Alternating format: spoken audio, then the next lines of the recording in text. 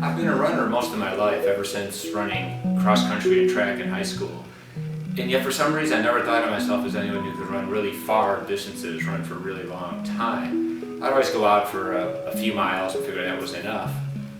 And then after we came here to Austin, and after the kids grew up and went to college, we became empty nesters, I had a little bit more time to spend on training. And there's a part of Austin on Lamar Boulevard, just north of downtown, that goes north for a few miles in a long, uninterrupted stretch. And that's where one of our hospitals is. So as I drive up there to the hospital, you always see people jogging back and forth, and I thought, I wish I could do that, because it's a long uphill, and I just thought it's beyond my capabilities. But one morning I just got up and started running that route. And it almost becomes addictive. After a while you like doing it, you run further and further. Now that's running that whole distance from our house to our hospital up north is just a warm-up for me. And the thing that really made me rethink this was a few years ago. My son, 5 days before the Austin Marathon, says, "Dad, I'm going to run the marathon."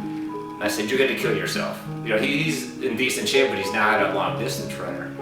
But I was able to drive around and cheer him on at various points along the course, and he got through it. And I thought, if he can do this, I can. So that's what got me motivated to run my first marathon a couple of years ago.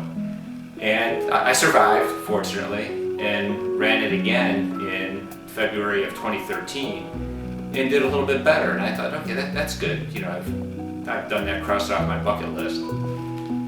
And then a couple of months later, I was at a medical meeting, a large room full of people. And that afternoon, all of a sudden, everyone's cell phones, everyone's alarms started going off. And that's when we got the news about the Boston Marathon bombing.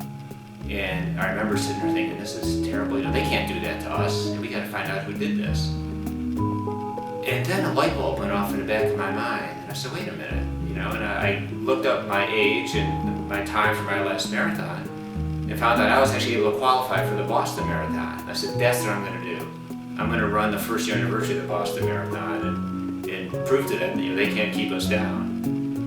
And also I thought this would be a tremendous opportunity to try to generate some interest and do some fundraising for research in traumatic brain injury and spinal cord injury.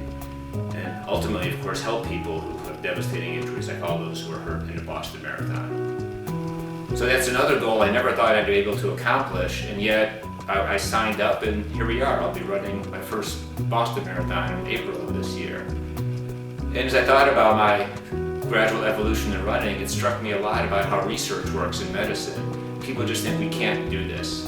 We can't cure brain tumors, we can't cure spinal cord injury. And some of that is the way research is funded. A researcher has a lab and knows some techniques, knows how to address a question. The old cliche is that you need to be innovative to get funded for research, but you can't be too innovative, because then you won't be able to get funding to carry out your research. And I think that's what's so important about NREF. It's an opportunity for us to fund our best and our brightest, our people with great young ideas who are being mentored by some senior researchers. And also, NREF is retooling its direction and try to be much more relevant for practice also. Things like educational efforts for every neurosurgeon in the country, for comparative effectiveness research, so we can help justify the value of what we do to third-party payers. It's a really new direction for this, and in terms of pairing it with the tradition of NREF, I think it's a great combination.